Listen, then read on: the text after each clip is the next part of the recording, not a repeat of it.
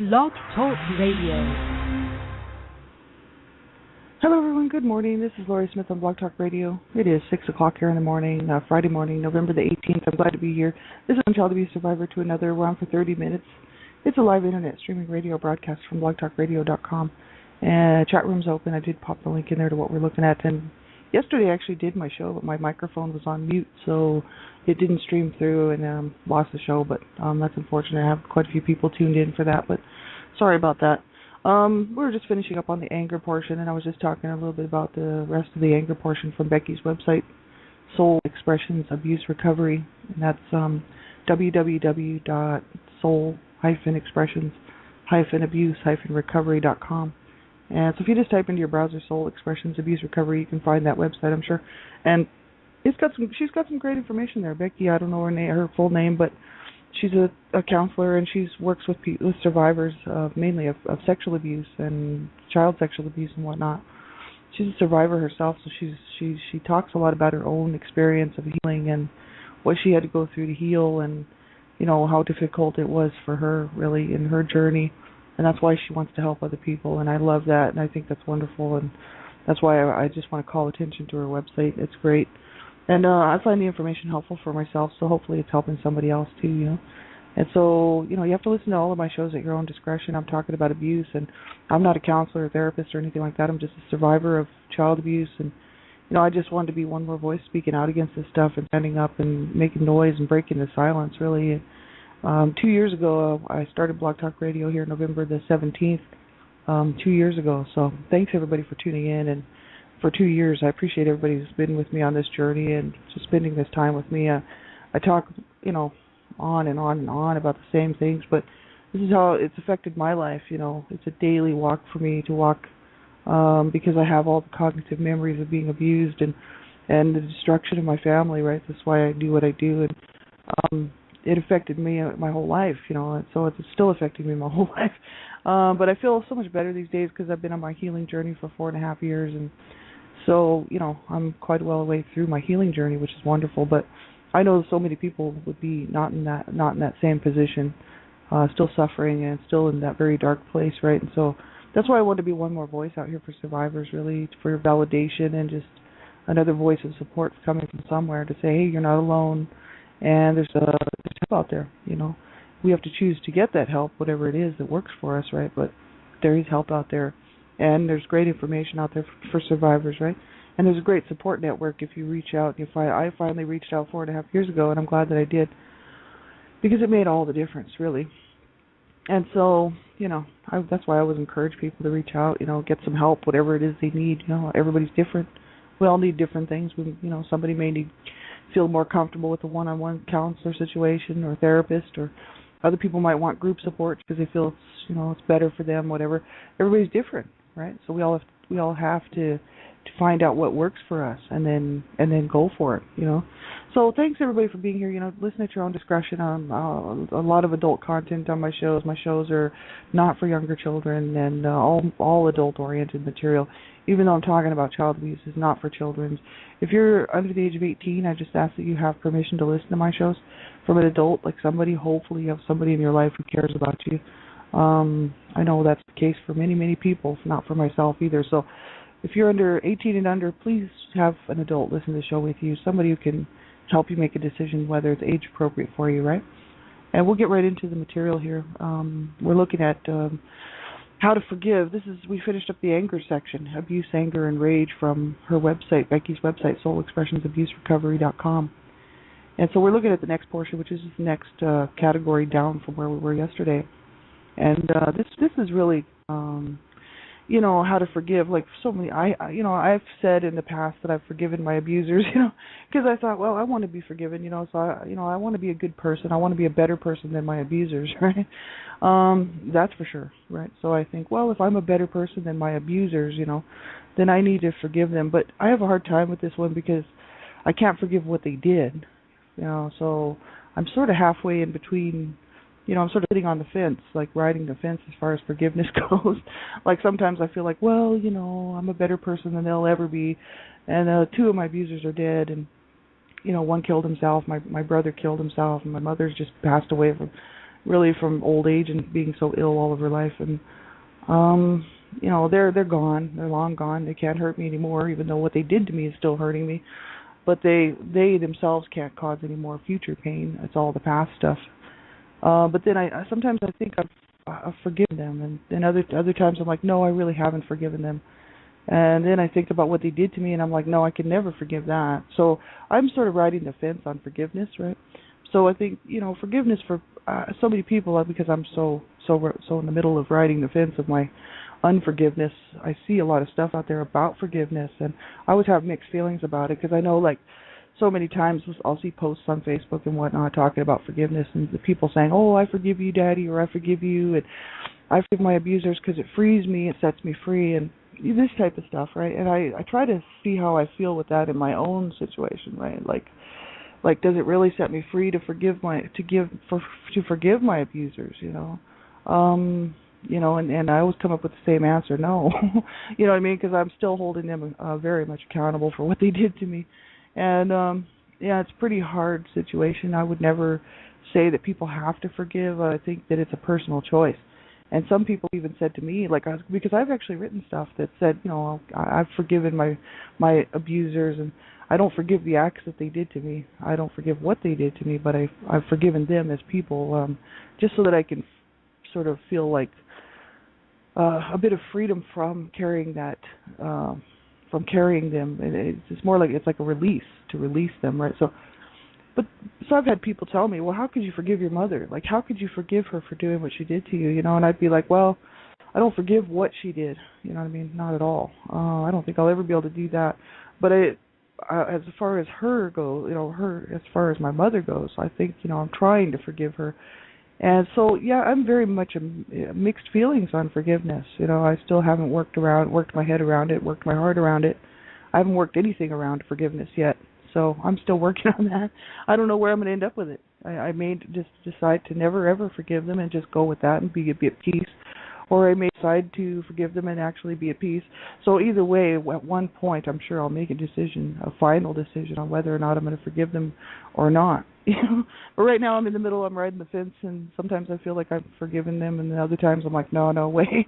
So it's a hard situation for survivors of abuse, So Becky talks about it. She talks about on this website here, if you go to that page, she's talking about what it did to her life, and how she had to forgive just for herself, and that's what I kind of realized on that part when people say stuff like that, I've forgiven because I needed to, for me to feel good. I've heard lots of survivors say that, and, it releases me from that, from that stuff. So I don't know, I'm still working through this stuff. But she says, how to forgive. She says, if you are a survivor, have you forgiven yourself yet? See, and this is where I don't, yesterday, my show was on mute, unfortunately, because it was, I didn't know until the end of the show that my microphone was on mute.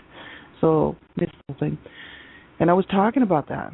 I was talking about the very thing that she just said right here, have you forgiven yourself? And that's exactly what I was talking about yesterday, so I may as well just go right into it this morning. I don't have to me that's an insult, you know what I mean? Like, I don't have to forgive myself for anything. Like, I didn't do anything wrong. I never deserved the torture that I got as a child. I never deserved the treatment that I got from my mother or my dad. And I was not a bad kid, but I was treated like an animal. And, as far as my brother went in the CSA incest, I did not bring that on myself. So I don't feel like I need to forgive myself. You know what I mean? I don't have a problem with that. Like, I don't feel guilty about what happened to me as a child, right? Because I know the truth and the reality of it. You know what I mean? Like, I was a good kid, and I was just brought up in an extremely bad home. And, I started out a lovely, normal child when I was 0 years old. And from day one was warped into my family's life, their really sick and twisted world. So, that wasn't my fault. That was their fault. And so I don't have that guilt that a lot of people may carry around. And also this idea that the CSA incest would have been my fault. There's no way, like I was 8 years old. I mean, come on.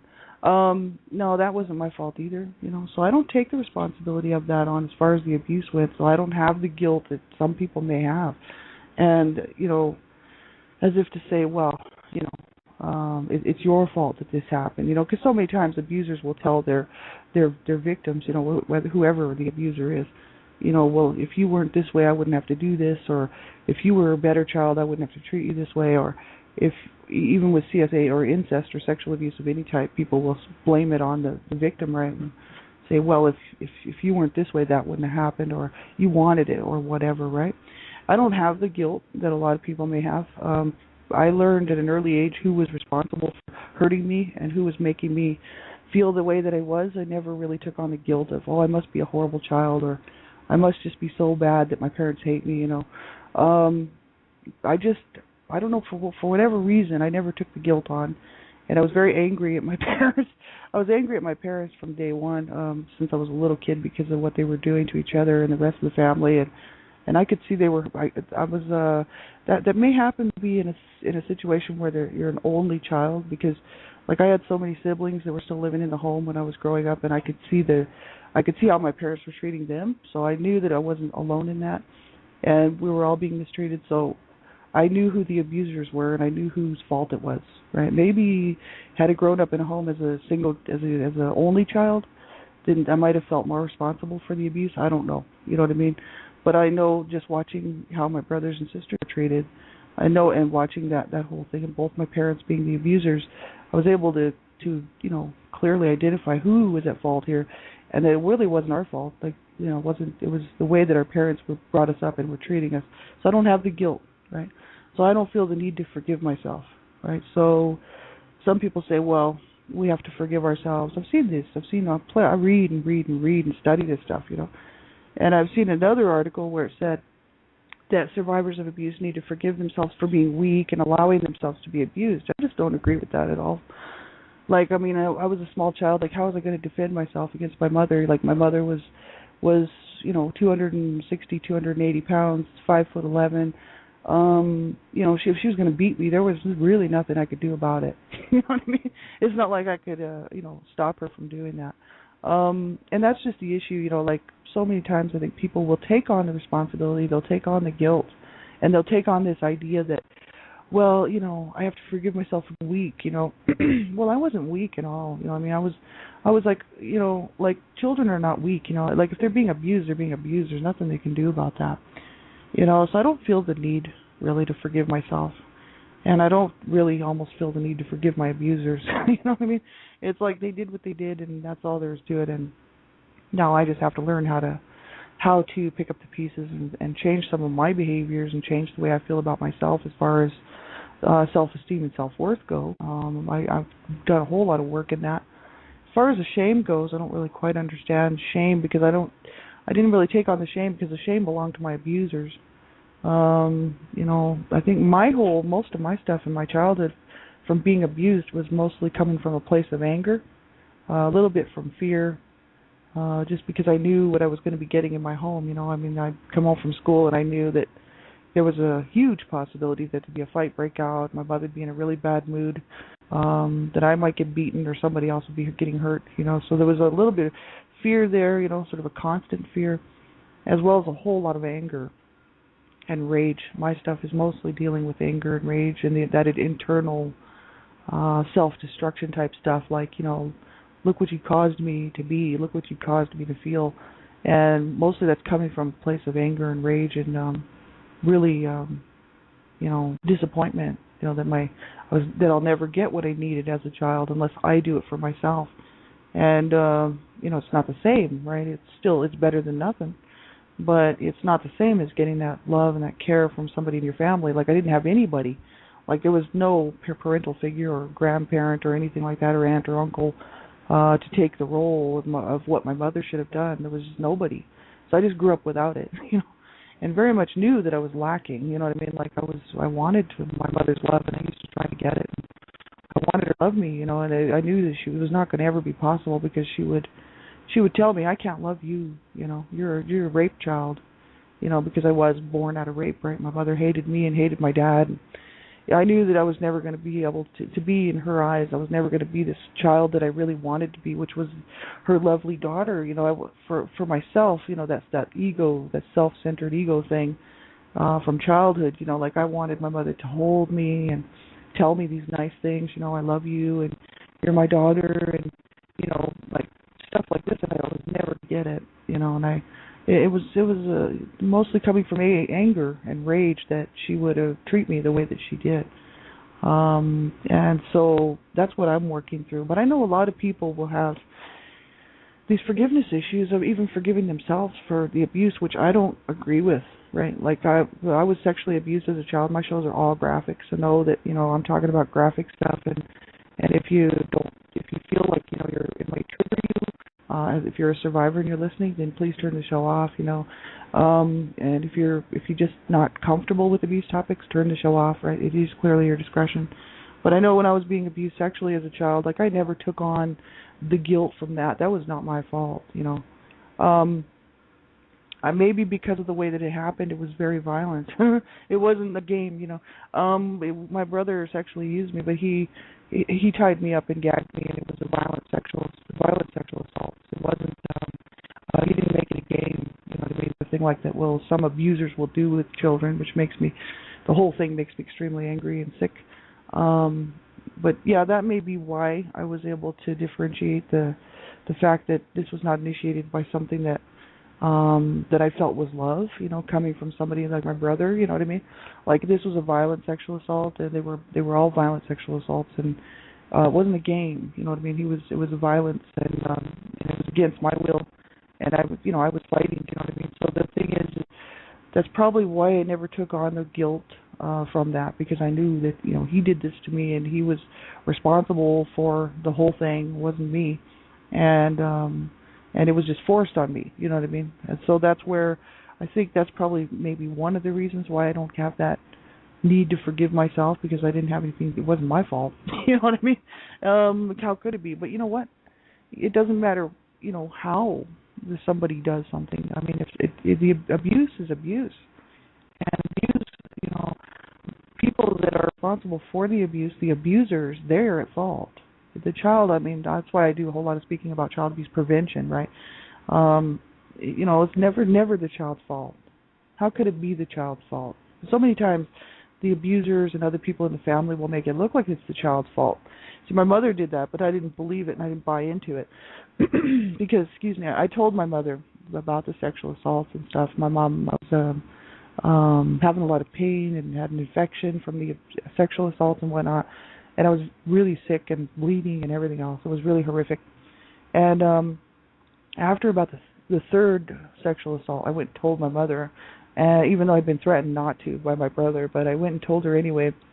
And because things were getting serious, like I was getting sick and really physically ill from the sexual assaults, right?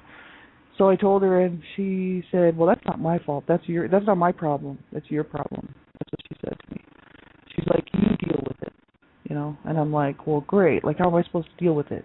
I'm like 8 years old. I mean, come on, my brother's 21. Like, give me a break. She's just like, well, you deal with it. You wrap yourself up like a mummy or something when you go to bed. That's what her advice was to me. And I was like, oh, lovely. So I did that, but he would just rip the blankets off, right? So it didn't help. It didn't work. And the thing is that that's horrific. You know what I mean? Like, you don't. But my mother was my main abuser. So she didn't care. My mother was being sexually violated by my dad, marital rape and whatnot. And she was probably just thinking, oh, well, I'm getting mine, you're getting yours. That's the way this family runs, right? That's how sick and twisted my parents really were. And, so I don't take on the responsibility or the guilt. You know what I mean? Not at all. That was not my fault. And so I don't have a problem telling other survivors the same thing. Like, how could it be our fault? Like, it's never a child's fault. And these little kids out here today that we see in these headlines, it's the same thing. Like, could it ever be their fault that they're ending up dead or in the hospital or just, continually being abused? I mean, no, it really can't. It's the abuser's responsibility. They are the ones accountable for the abuse. They're the ones that are doing it.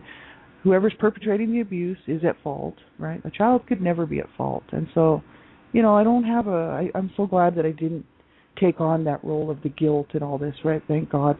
Because I was always able to point a finger and say, I know who's at fault here, So many people have been just warped and so brainwashed by the adults in their life and other people, abusers, and maybe even society to say, well, you had some responsibility in it, which is absolutely false, Absolutely false. How could you? There's no way. Somebody wants to hurt somebody, they're going to do that, right? And that is not the other person's responsibility.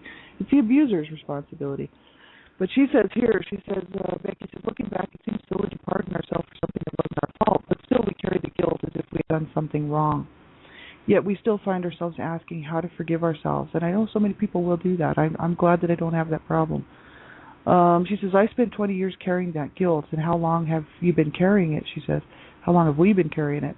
She says, you don't have to carry it, no matter what your circumstances were, no matter how your abuse happened, you don't have to punish yourself anymore.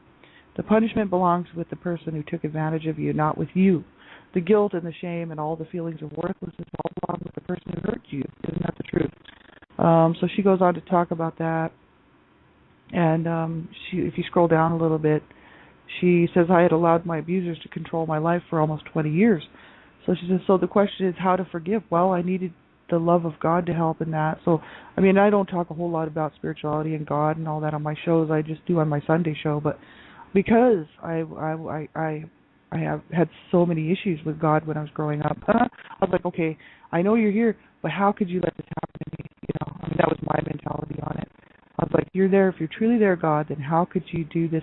How could you allow this to happen to me? Because I felt like he was watching the whole thing play out and just wasn't doing anything.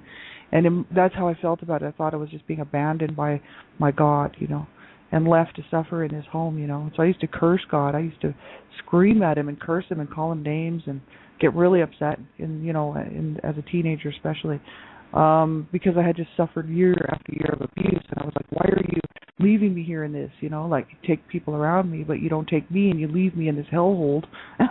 And it's like, why? Why would you do this to me? I really felt like I was being punished by God, there was some sort of I must have been just an evil person. Now, I did have that problem.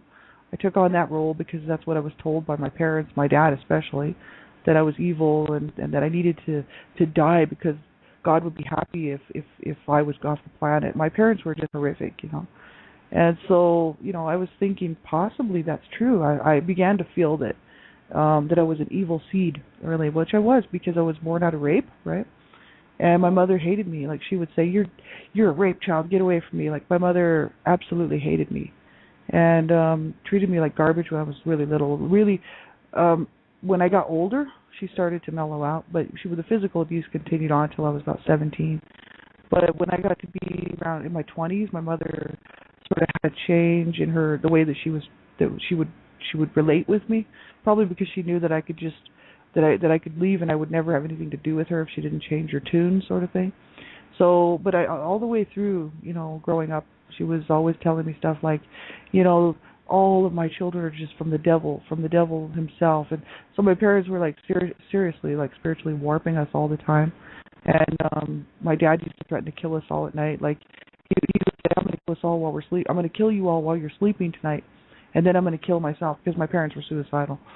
And then my dad would say stuff like, yeah, because God would want that. God would want this family to be destroyed. And so I slept with a knife from the time I was about 7, 8 years old on. I used to sleep with a steak knife underneath my mattress. And I thought, well, if my mother finds it and catches me with this knife, she'll probably beat the shit out of me. But I really didn't care. I was like, I need that knife for my protection against my dad, right? So the whole thing was sick and twisted. And so I don't talk a whole lot about the issues that my own spirituality and whatnot on this show, because I know that so many survivors will just not be in a place to receive anything like that from anybody talking about that stuff. So I keep it very much separate, because I know myself. I hated my dad because he was a Christian, and then he would go to church, and he would come home and he would beat on my mom and he would beat on the family. And he would come in the door from church and he'd be like, "You're all sinners and you're all going to hell. You're all from the devil." And then this was every Sunday. And then my mom would say something like, "Well, if you're going to heaven, then I'd rather go to hell because you're just a son of a bitch." And then the fight would start, and then they'd start hitting each other. And then my dad would beat on my brothers because my brothers would be trying to help my mother. And then I would be screaming at my dad to stop hitting my brothers. And then I would get hit. So the whole thing was really stupid. And this was every Sunday at my house, right? So I hated Christians. I hated Christianity. I hated the whole idea. I really didn't trust, people who were of the church, and I didn't trust the whole thing. So I would have never opened the Bible. I would have never You know what I mean? Like I was totally not into that stuff, and that's why I don't mix my stuff on this show, because I know that so many survivors would be in the same place that I was, right? So, but she says I needed to take a hard look and say enough. So she had suffered enough, right? I was a grown up now and needed to take care of her, which is herself, right? No one else would do it but me, and she was my responsibility. So she's talking about herself, her wounded self, right? I looked at pictures of myself at that age, at the age of my abuse, and my heart broke for that little girl. She says I needed to forgive myself so that she could be at peace. And you know what? When I did forgive myself, I felt such a sense of peace in my soul that words cannot even describe it. So so she must have been carrying around some serious guilt. Becky, who wrote the website material, she must have had some serious guilt with the whole thing and thought that it was her fault, right? Because so many times we've been told it was our fault, and maybe she bought into it and believed it, right? So, in that case, that would be a really good thing to do. I think, for survivors, if you are taking on the guilt and have taken on the guilt, that, it is not your fault, and it could never be your fault. And how could it be our fault, right? It's not. Like a child is not. It's the adults in the child's life who are responsible for this stuff, and if they aren't doing the proper thing and they're not doing the right thing by the child, it is their fault, right? Not the child's fault. The children are totally dependent upon everyone around them. So, it's not how could it be our fault, right? But I'm glad that I don't have this issue going on, because, I don't feel that I need to forgive myself, you know what I mean? And I mean I've done some crazy things because of the abuse, and I still don't think I need to forgive myself for that either, because I was just reacting out of growing up in this hellhole, you know what I mean? Not being shown any proper way to behave, not being shown any proper way to treat people, not being shown any proper way to do anything. And so, I don't sit and, take on the responsibility of that, because I'm sitting there at the age of 46 still just learning how to live, It's like, that was not my fault, But as an adult, it is my responsibility. Once I realized that I needed to make some changes 4.5 years ago when I started my healing journey, I realized I needed to make a whole lot of changes as far as how I felt about myself, because I was going to kill myself. I was always planning a suicide. And I also wanted to self-injure, and I was going to rip myself up, and I thought, man, I've been through enough already. I mean, how much, like what? I've been through so much pain and so much torture. Why would I want to do this to myself? Basically, I felt like it was my abusers sitting over me saying, yeah, do it, kill yourself, Yeah, go ahead and hurt yourself some more. We can't do it, but you can. I was just carrying on what my abusers did to me, you know what I mean? And that's just because it was taught to me how to do that, you know what I mean? So this is the thing. I got to make some changes here, some serious changes, because I don't want my abusers to win. I want to win this fight, So I thought, okay, I'm going to win this fight. I'm going to definitely stick around and get help and learn how to take care of myself, learn how to be good to myself, learn how to help other people, just learn how to change some of these behaviors and ways of thinking that I had, and just be a healthy adult, right? As healthy as I can possibly be. And that is such a burn on my abusers. It's such a slap in their face. It's like, it almost feels like as if I'm winding them up and just slapping them across the face and saying, ha, you could not kill me, you could not destroy me, and I win. Haha. And then, that's a good feeling. That is such a good feeling. Because, it gives me the victory. The victory's mine, because my abusers could not take me out, and they couldn't get me to do it. They couldn't get me to kill myself. My parents I blame my parents for 2 of my brother's suicides, because of the horrific stuff that they set us up to do, which was to kill ourselves, right? And so 2 of my brothers killed themselves. One of them was my abuser who sexually abused me, and the other one was physically abusive towards me. But they were 2 of my brothers, and they grew up in the same home I did, being abused, and I think they were both sexually abused by my dad, actually.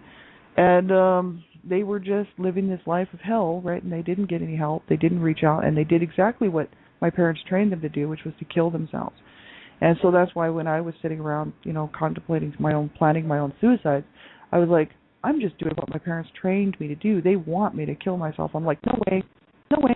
That stops here now. And 4.5 years of April, actually it's almost 5 now, April 2007, I said, that's it. I will never, ever do that again. And I'm going to stay here. I'm going to have a good life. I'm going to help as many people as I can. I'm going to help myself. And I'm going to be sane, and I'm going to have a great life. And to my abusers. So it is so great to win this fight because they are under my feet, and they will never ever have that control or that power over me again, right? And that is awesome. That is wonderful. I wish that for everybody. You know what I mean? We have about 10 seconds left. Thanks for being here. I appreciate everybody tuning into the show. And if you can't cope and you're just like, I don't know how I'm going to get through the day, I really don't. You have to make the right choice for yourself, and you have to reach out. I keep saying this on every show. You make the decision to stick around and win this fight, and it is clearly your choice. We have to do the right things by ourselves. We were not treated right. We were not shown how to take care of ourselves. We were not shown how to live. We need to do this ourselves. We need to say, okay, I step up to the plate. I claim my responsibility as far as getting help, and I'm going to get help, whatever it is, whatever works for you. Counselor, therapy, group support, online group support, anonymous stuff, whatever. If you need somebody to talk to and there's nobody to talk to, you call a crisis line. You do whatever you have to do, but you stick around, right? And you make sure you get some help. So we'll talk to you real soon, and I'll be back on tonight and the weekend as well as next week, picking back up here with Becky's website. And take good care of yourselves, everybody, and thanks very much for tuning in. This last 2 years, I really appreciate it. And if I can get you any information or whatever, leave me a message here on Blog Talk Radio or contact me on Facebook, wherever I'm around. And take really good care of yourselves. And we'll talk to you soon. Bye-bye.